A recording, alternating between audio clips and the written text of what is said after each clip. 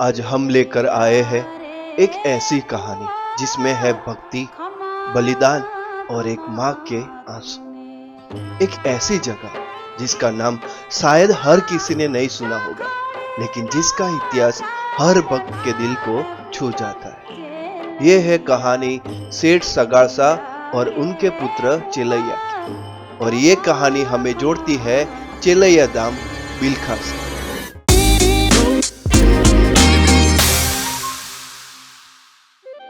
सबसे पहले बात करते हैं लोकेशन की। बिलखा एक छोटा सा गांव है गुजरात के जूनागढ़ डिस्ट्रिक्ट में। जूनागढ़ से बिलखा करीब 22 किलोमीटर दूर है। आप यहां तक इजीली पहुंच सकते हो कार से या लोकल ट्रांसपोर्ट से। ऑटो टैक्सी और बसेस भी अवेलेबल है जूनागढ़ से बिलखा की। तो अब चलते हैं टाइम में पीछे। एक लोक कथा के मुताबिक दानवीर कर्ण अपनी मृत्यु के बाद स्वर्ग गया। स्वर्ग में उनका भव्य स्वागत हुआ। जब खाने का समय आया तो एक अजीब चीज हुई। सब लोगों की थाली में अनाज था, चावल, रोटी, सब्जी, लेकिन कर्ण की थाली में सिर्फ सोने के टुकड़े थे। वो हैरान हो गया, ये क्या है? ये कैसा भोजन हुआ? तब देवराज इंद्र ने कहा, हे कर्ण, तुमने जिंदगी भर धरती पे सिर्फ सोने का दान किया, कभी किसी भूखे को अन्न का दान नहीं दिया। इसलिए यहाँ स्वर्ग में भी तुम्हें वही मिल रहा है, सोना। अगर धरती पर अन्न दान किया होता तो यहाँ तुम्हें भोजन भी मिलता। यह सुनते ही कर्ण का मन चुक गया। उसे एहसास हुआ कि सोने से बड़ा दान अन्न दान होता है। उसने इंद्रदेव से प्रार्थना की, मुझे एक बार फिर से जन्म दो, मैं वापस धरती पर जाकर अन्न दान करना चाहता हूँ। देवताओं ने कर्ण की भावना समझी और फिर कर्ण ने धरती पर सेठ सगाड़सा के रूप में पुनर्जन्म लिया। सेठ सगाड़सा और उनकी पत्नी चंगावती ने मिलकर सदा व्रत चालू किया। जब तक कम से कम एक अतिथि को खाना नहीं खिलाएंगे तब तक हम खुद कुछ नहीं खाएंगे। वो हर दिन घर के दरवाजे सबके लिए खुले रखते, चाहे कोई भी हो, अमीर या गरीब, सबको खिलाना उनका धर्म बन गया था। समय बदला और एक दिन आया भयानक अकाल का।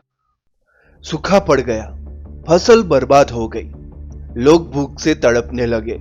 लेकिन सेठ सगाड़सा के घर का भंडार कभी खाली नहीं हुआ। हर किसी को खाना मिलता रहा। उनका जीवन एक मिसाल बन गया। जहां सोने का दान शान देता है, वहां अन्न दान प्राण देता है। एक बार लगातार 9 दिन तक सगाड़सा और उनकी पत्नी ने बिना किसी मेहमान के उपवास रखा, क्योंकि उनका नियम था जब तक मेहमान ना आए खुद कुछ नहीं खाते। फिर एक अघोरी रूप में भगवान स्वयं आए, पर यह एक परीक्षा थी। अघोरी ने कहा, मुझे मानव मांस चाहिए, वो भी तुम्हारे अपने बच्चे का। पर यह सिर्फ इतना नहीं, उसने कहा, तुम्हारा बेटा शादी के कपड़ों में सजकर आए, हाँ हाँ करते हुए आए, उसका सिर चाहिए मुझे। और जब तुम खाना बना रही हो तब आंख में से एक भी आंसू ना निकले। चंगावती ने अपने हाथों से चेलैया को सजाया शादी के जैसे कपड़ों में और उसे हलड़ू गाती हुई उसका सिर काट दिया। उसके बाद बिना एक आंसू बहाए उसका मांस पकाया। जरा सोचिए, माँ बाप के दिल पर क्या बीती होगी।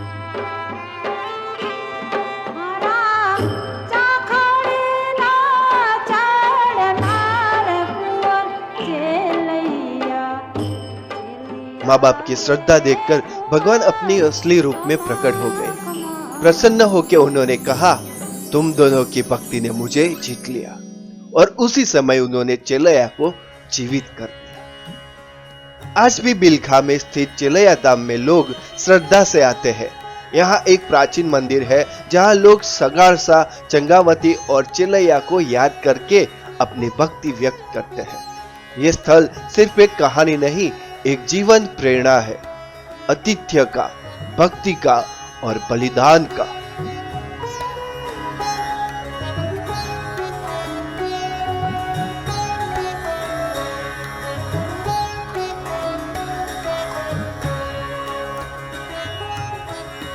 अगर आपको ये कहानी दिल को छू गई हो तो इस वीडियो को एक लाइक जरूर दीजिएगा।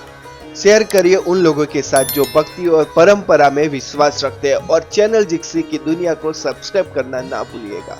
कभी कभी एक छोटी सी गांव की कहानी पूरे जीवन का दर्पण बन जाती है।